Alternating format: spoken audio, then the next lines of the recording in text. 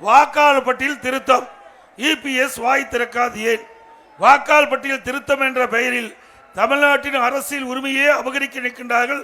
முறைகேடான வாக்காளர் பட்டியல் திருத்தம் பற்றி எடப்பாடி பழனிசாமி இதுவரை வாய் திறக்காது ஏன்?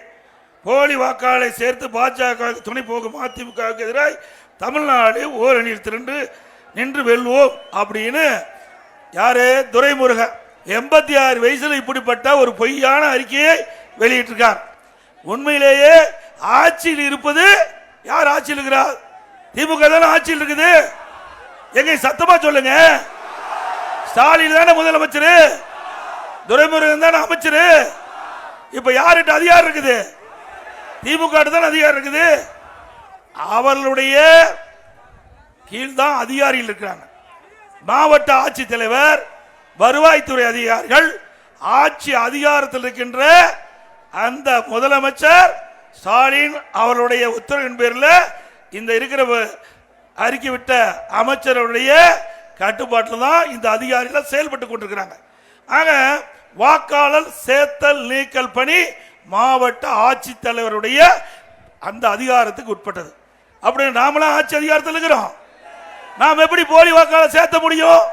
சென்னையில் ஆர்கே நகர் தொகுதி அம்மா போட்டியிட்டு ஜெயிச்ச தொகுதி, அதுல மட்டுங்க 27,779 வாக்கு நீக்கி இருக்கிறோம்.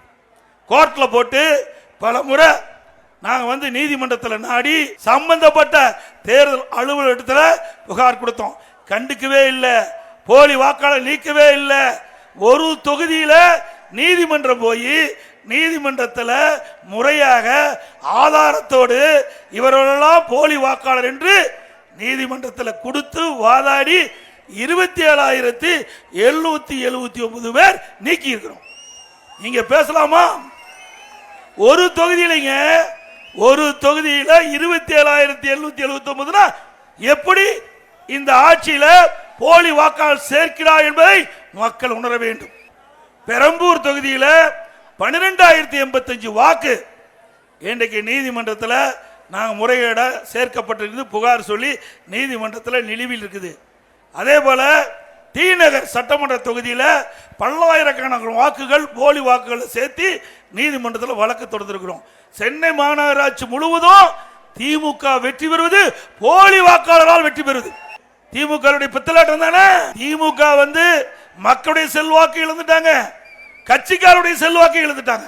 அதனால வேறு வழி இல்லாம 2026 நடைபெறுகின்ற சட்டமன்ற பொதுத் தேர்தலில் திமுக தலைமையில் இருக்கிற கூட்டணி படு தோல்வி அடையும்.